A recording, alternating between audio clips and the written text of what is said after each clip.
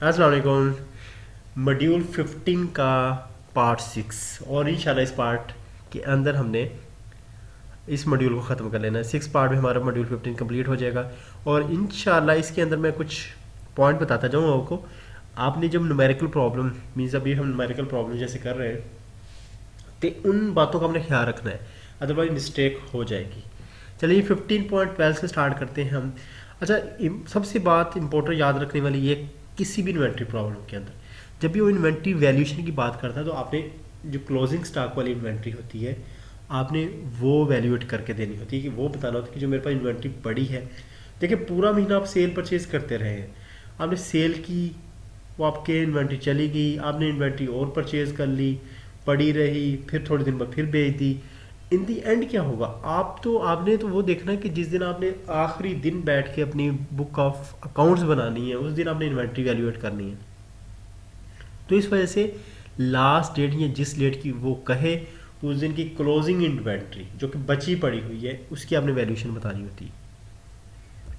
अच्छा, चलो इस प्रॉब्लम के अंदर के देखते हैं कि जी mobile filling station carries valuation of supplies at the end of each month. For the month of Feb की बात करें, ठीक है, फरवरी की। Following the information is available for the records of the company. देखें अभी फैब की बात कर रहा है वो, उसने क्या लिखा है, स्टॉक ऑन जनवरी 28, तो इसका मतलब, और देखें स्टॉक ऑफ जनवरी 31। अभी देखें दोनों में से किसी के साथ हमें ये नहीं बता रहा है कि ये ओपनिंग इन्वेंट्री है और ये क्लोजिंग इन्वेंट्री है, ठीक है। तो ये होता है, मैंने कहा था आपको एक क्वेश्चन में बताऊंगा कि ये मंथ जो दिखा होता है बहुत इंपॉर्टेंट होता है, ठीक है जी।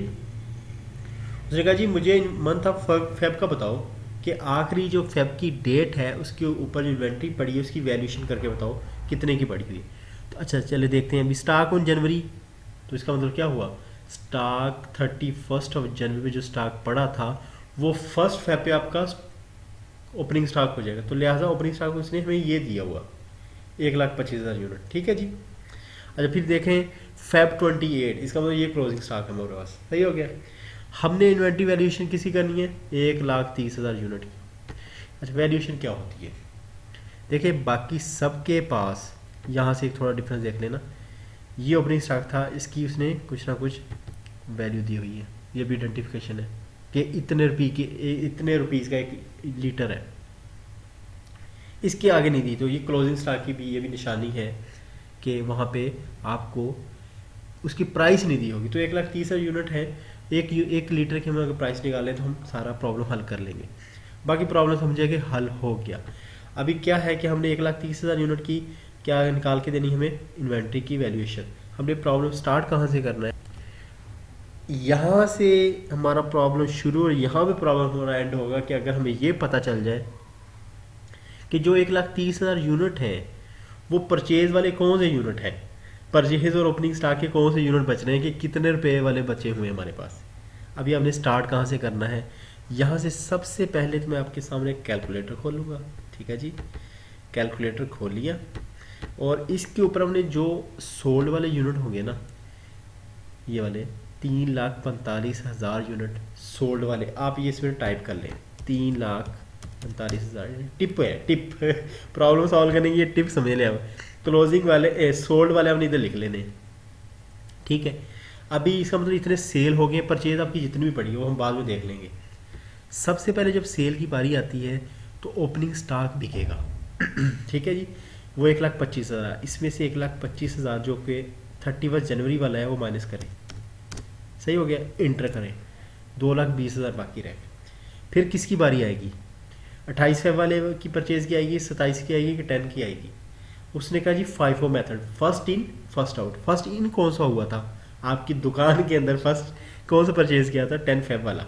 तो आप माइनस करो भी 1,50,000, देखो 2,20,000 टोटल अभी भी सोल्ड है ना, तो आप 1,50,000 इसमें से माइनस करो, ये वाले सही है, 1,50,000 ही लिखा है, ठीक है जी, इंटर कर, बाकी रह गए 70। अब 70,000 17 फेब वाले में से हमने करने माइनस। अब 70 फेब में से हमने ये लाख तो निकल नहीं सकता, 70 निकलेंगे, तो लिहाजा 70 निकाल दिए और कैलकुलेटर को मैं कहता हूँ कि भी क्लोज वाले कर दो। तो मीन्स कि यहाँ पे इस जगह पे हमारे पास 30,000 यूनिट है और 1,00,000 यूनिट ये वाले पड़े हैं। तो इसको पहले पकड़ते हैं, 30,000 यूनिट पड़े हैं 10.5 वाले, तो ये आगे 30,000 यूनिट 10.5 वाले, सही हो गए जी। अभी ऊपर वाले देख रहे हैं, सॉरी नीचे वाले देख रहे हैं 28 वाले। 1,00,000 यूनिट पड़े 10.6 वाले, 1,00,000 यूनिट आ गए 10.6 वाले, ठीक है। अब इन दोनों के नंबर को मल्टीप्लाई करो, ये नंबर आ जाएगा, इन दोनों का मल्टीप्लाई करो, ये आ जाएगा, दोनों को सम करो, वैल्यू ऑफ इन्वेंट्री आ जाएगी, ठीक है जी। अब भी करते हैं जी, अब म्यूचुअली इंटरचेंजेबल इन्वेंट्री, मतलब एक जैसी इन्वेंट्री पड़ी है, सही है।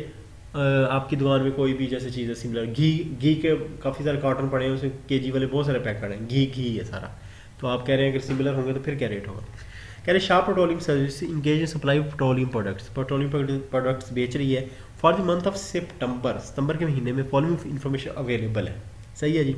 क्या इन्फॉर्मेशन अवेलेबल है, सबसे पहले तो आप ये ढूंढें कि आपका ओपनिंग और क्लोजिंग स्टॉक कौन सा है, ठीक है जी। 31 दिसंबर पे हमें देखा दे रहा है और पूछ रहा है सितंबर का, तो आप ये समझ लिया करें कि उससे पिछले महीने की जो इन्वेंट्री होगी आखिरी डेट की, वो आप जिस महीने की वैल्यूएशन कर रहे हैं उसकी फर्स्ट डेट की वही हमारी ओपनिंग इन्वेंट्री बन जाएगी। तो सबसे पहले उसने बिकना होता है, ये याद रखें।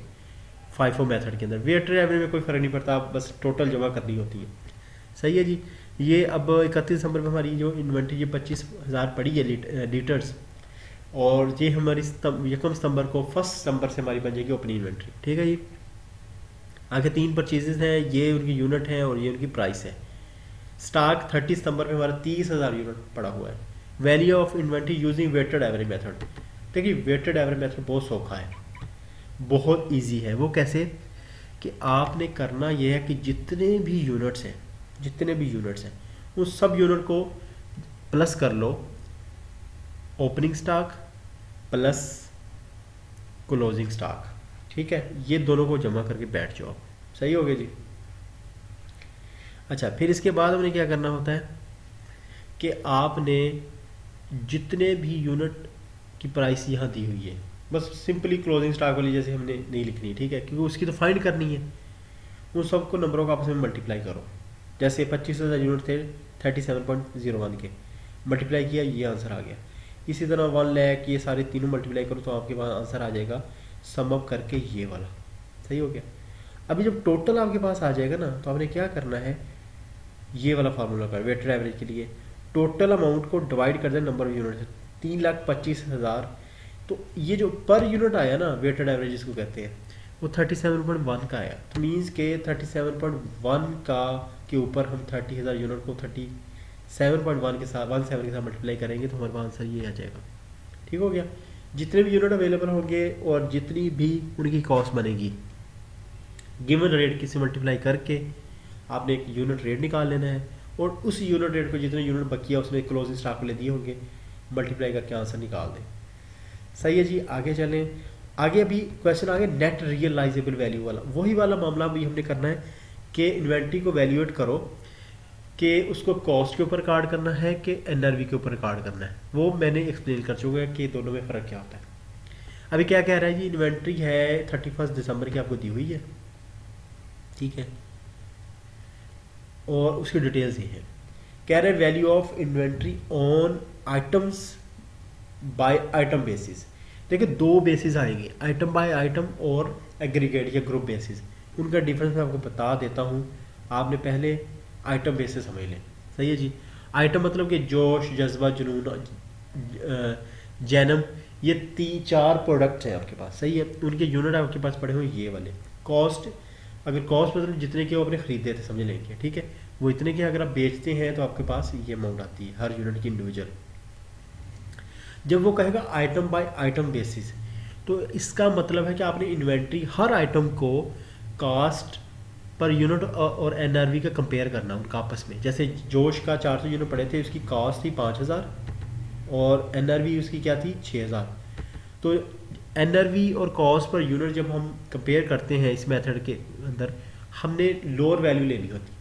तो इसका मतलब 400 यूनिट को हमने 5,000 और 6,000 में से 5,000 लोअर है, तो हमने 400 को 5,000 से मल्टीप्लाई करना है इन्वेंट्री वैल्यूएशन के लिए। तो ये मैंने लिख लिया, वैल्यूएशन सिर्फ इधर लिख लिया, तो इन दोनों को मल्टीप्लाई किया तो ये आंसर आ गया, सही हो गया। इसी तरह आप जज्बा का भी देख लो, ये 4500 और 4,000 है, तो लोअर क्या है 4,000, तो 4,000 को 400 से मल्टीप्लाई करके इधर लिख लो, ठीक है। इसी तरह बाकी आइटम भी कर लें। इन सब को जमा करने के बाद ये आंसर आपके पास आ जाएगा। ठीक है जी।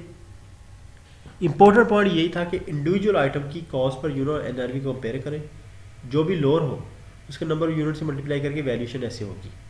अभी हम क्वेश्चन करते हैं, ये आ गया जनाब वही क्वेश्चन कि बुक्स ऑन एग्रीगेट बेसिस, ये येलो मैंने किया हुआ है, ठीक है, ग्रुप बेसिस। अब इसका मेथड समझने आप कैसे होगा कि जी बटाका पाकिस्तान के पास जो आइटम्स हैं वो ये हैं बैग्स, P40, 450, P450 एक आइटम है, F160 एक आइटम है, L120 एक आइटम है, Q200 एक आइटम है। अभी बात है कि ग्रुप बेसिस वाला क्या मामला, अगर तो वो कहता आइटम बाय आइटम, P460 के लिए हमने आपको पता कि इन दोनों का 100 और इसके 80 को कंपेयर करते और 80 को मल्टीप्लाई करते 900 यूनिट के साथ, तो P450 की हमारी इन्वेंट्री आ जाती।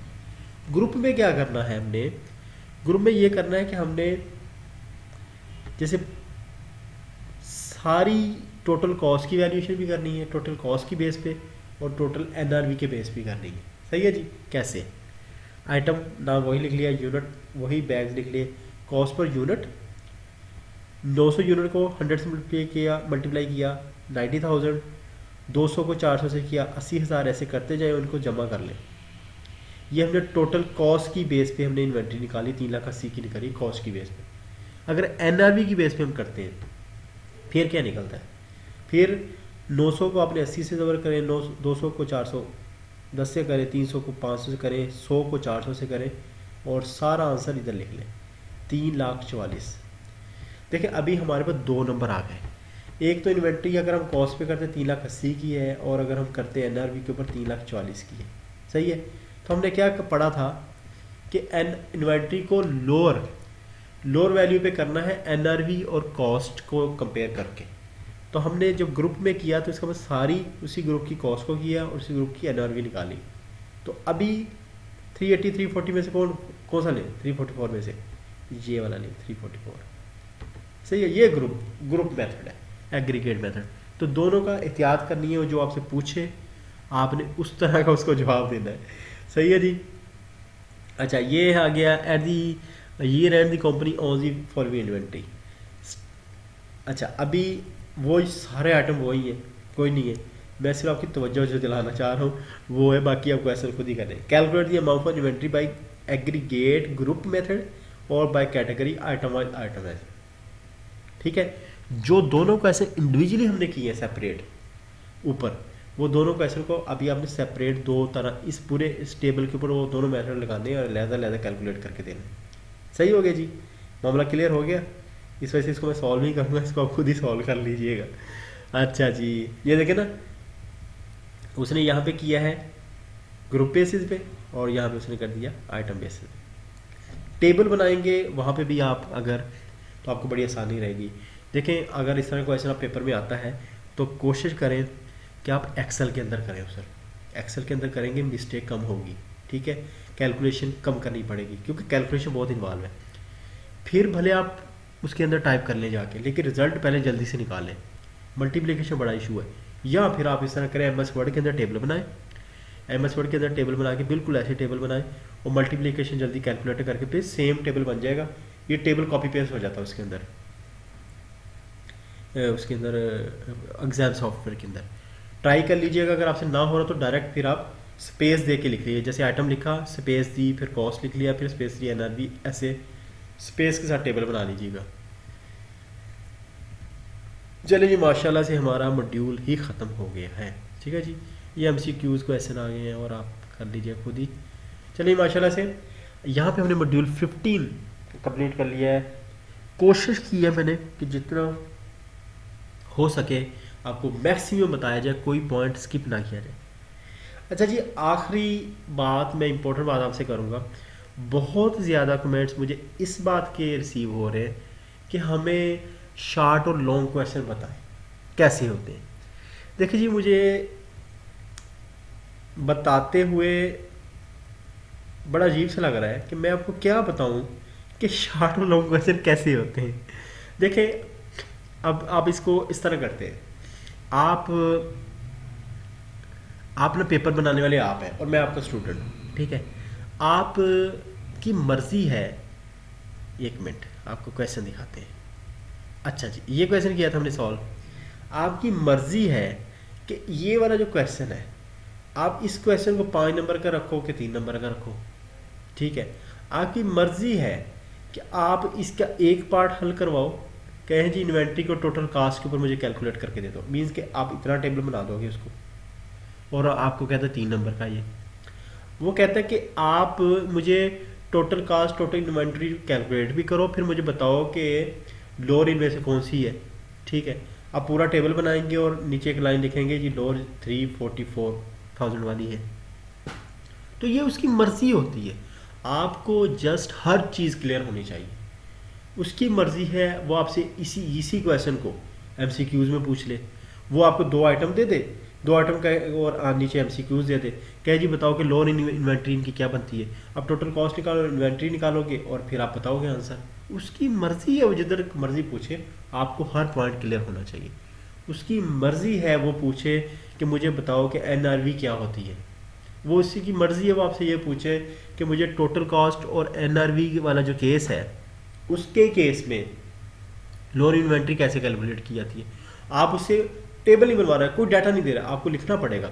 आप कहें जी टोटल कॉस्ट की बेस पे हम पहले कॉस्ट पर यूनिट की बेस पे टोटल कॉस्ट ही कैलकुलेट करते हैं, फिर एनआरवी पर यूनिट की बेस पे हम टोटल एनआरवी कैलकुलेट करते हैं, फिर दोनों कंपेयर करते हैं और चूज़ करते हैं विच वन इज़ लोअर, वो हमारा आंसर होता है, ठीक है। अब ये तो कहीं पे बुक के अंदर नहीं लिखा हुआ हैंडआउट्स के अंदर, कि वो आपसे ऐसे भी पूछ सकता है, ठीक है। वो आपसे ये पूछता है कि बताएंगे जब इन्वेंट्री वैल्यूएशन आप करते हैं तो बुक्स के अंदर इन्वेंट्री को एग्रीगेट ग्रुप बेसिस पे लिखने का या आइटम बाय आइटम लिखने का मतलब क्या होता है। कोई डाटा नहीं दे रहा, कह रहा लिखो बस, इसके ऊपर लिख के दो, मुझे वर्ड्स में लिख के दो। मीन्स आप नहीं बता सकते कुछ भी। मुझसे बहुत ज़्यादा लोग पूछते हैं कि सर हमें क्वेश्चन बताएं कैसे आएंगे। भाई मैं ये कहता हूँ कि आप PDF का जो कि आपके हैंडआउट्स हैं उसके सारे कॉन्सेप्ट क्लियर कर लें, फिर उसकी मर्जी है जो मर्जी पूछे, ठीक है। तो इस वजह से इन छोटी छोटी बातों के ऊपर कंफ्यूज ना हुआ करें। पेपर में क्या आएगा, आप हैंडआउट्स को वीडियोज़ लें, हैंडआउट्स कवर करें और बस अल्लाह का नाम लेके जाकर पेपर में बैठ जाएं। मैं किसी किस्म की प्रैक्टिस नहीं करता MCQs की पास पेपर से, मैं किसी किस्म की प्रैक्टिस नहीं करता पास पेपर के सब्जेक्टिव ऑब्जेक्टिव के ऊपर, ठीक है। मैं बस यहाँ से PDF के अंदर हैंडआउट्स के मीन्स PDF मीन हैंडआउट्स के अंदर जो कुछ भी है उसका एक एक पॉइंट क्लियर कर लेता हूँ। क्लियर करके मैं जाकर पेपर में बैठ जाता हूँ। फिर बस पेपर जाने हमने मेहनत कर ली है, आपको पता फल अल्लाह ताला देता है, ठीक है। आप ये जहन में रखें, छोड़ें क्या पास्ट में आया क्या फ्यूचर में आया, आप पास्ट पेपर बैठ के पढ़ते रहें। फ़र्ज़ करें प्रैक्टिस के लिए बहुत अच्छे हैं, आप प्रैक्टिस करें, पहले हैंडआउट्स पढ़ लें, वीडियो से लेके हैंडआउट्स अपने कवर कर लें, फिर आप जो मर्ज़ी करते रहें, प्रैक्टिस करें या सो जाएं, फिर बस पेपर में आया उधर कर लें बैठ के, ठीक है ना। अगर आप समझते हैं कि मेरे कॉन्सेप्ट क्लियर अच्छे हैं, मुझे प्रैक्टिस करने की ज़रूरत नहीं है, तो आप सो जाएं, रेस्ट करें, जाकर पेपर दीजिएगा सुबह को। तो मेरी तमाम लोगों से रिक्वेस्ट है, इस वाली परेशानी में ना पड़ा करें कि कैसे होगा, कैसे क्वेश्चन पूछे जाएंगे। यार ये काम उसका है, पेपर बनाने वाले का काम है, वो सोचे कि कैसे क्वेश्चन देने इनको। हम क्यों सोचे हमें कैसे क्वेश्चन दे। वो हम अपना तैयार करेंगे और बस इंशाल्लाह तैयारी करेंगे। उम्मीद है कि मेरा पॉइंट ऑफ व्यू आप समझ चुके होंगे। इस वजह से फोकस करें बस, ये जो भी PDF के अंदर है सारा कुछ कवर करें। इंशाल्लाह जी मॉड्यूल 16 के अंदर आपके साथ मुलाकात होगी। उम्मीद है कि कॉन्सेप्ट जो है मैं कोशिश कर रहा हूँ कि जितना मुझे आता है उतना मैं आपके साथ शेयर करूँ, ठीक है जी। इंशाल्लाह आगे भी आपका साथ रहेगा इंशाल्लाह, और दुआ में याद रखिएगा। अस्सलाम वालेकुम।